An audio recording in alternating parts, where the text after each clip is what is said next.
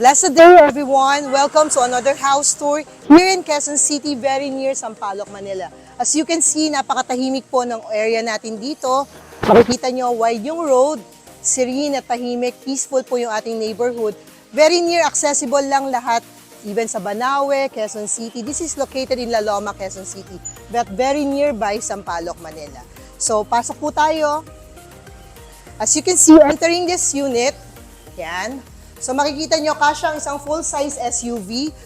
May width po ito ng around 2.7 and 5.2 meters para sa ating SUV car. So yun yung ample space na kasyang-kasya po ang ating SUV. Three-story townhouse unit in Loma, Quezon City has a lot area of 60 square meters and a floor area of 180 square meters. Kung makikita nyo, napakahaba po niyan, no? So mga 3.33 by 18 meters po ang haba niyan. This is a northeast property or a Morning Sun property. Hello! Welcome to the main door of this house. As you can see, ito po, pagpasok niyo po ng one-car garage unit ay ang ating living area. Perfect for a small to medium-sized family. Ang makikita niyo underneath the stairs, nandito po yung ating breaker panel, naka-conceal po, tapos meron pong extra cabinet underneath the stairs. So kung makikita niyo yung ating sliding window, meron na rin pong steel casement dito. Protection para iwas po sa masasamang loob. Yan. Provided na rin po ng property. So pasok po tayo. Napakahaba po ng unit. So welcome po sa ating kitchen and dining area. So dito po, ang pwede po natin lagay isang two-door ref. Yan. So vertically fitting po ng mga 8 cubic feet na refrigerator. So ito po yung ating kitchen countertop. Yan. So makikita nyo, napakahaba. It has ample space for you to prepare your meals, to place your rice cooker, your other kitchen utensils here. So molded cabinets na rin po. Yan. So may mga storage for our pantry. Andito naman sa baba, yan, ample space for our cook pots. Kayo na pong bahalang maglagay ng ating mga pull-out cabinets. Yan. So makikita nyo, enough space para sa preparation. At dito naman po yung ating dining area. May wall accent po dito, made out of porcelain tiles na 60 by 120. Yan. So, perfect na perfect. Yung ating ceiling po is made out of cove lights na may pin lights po na white. Yan. So, here in this area, as you can see, no, mahaba nga po itong unit. Meron po tayong powder room na may basic water closet. Yan. And may bidet na rin po. At ito po ang ating space para sa ating mga kasambahay. Sa ating mga minamahal na kasambahay.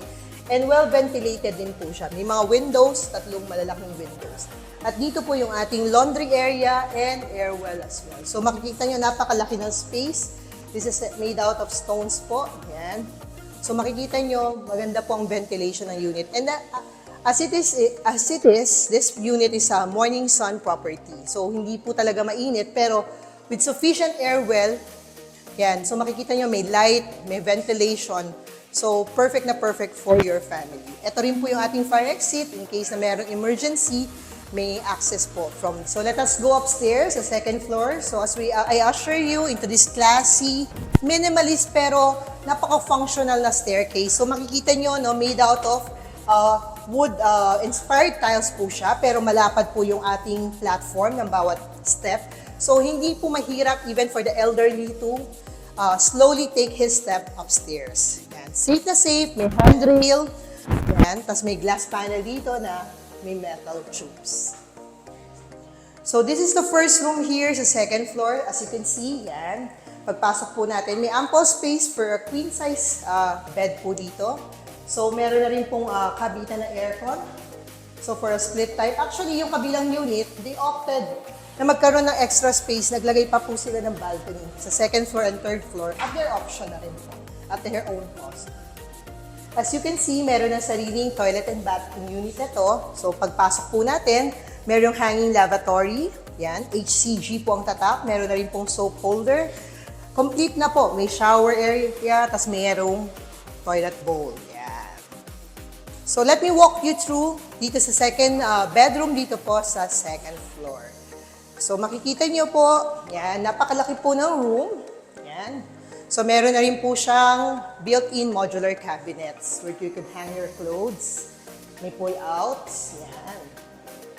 So, storage for your clothes is not a problem anymore. So, makikita nyo, napakalaki ng unit. Yan. Meron pong cove ceiling lights around and merong 6 na pin lights and 1 middle light na pwede nyo palitan ng chandelier at your own cost.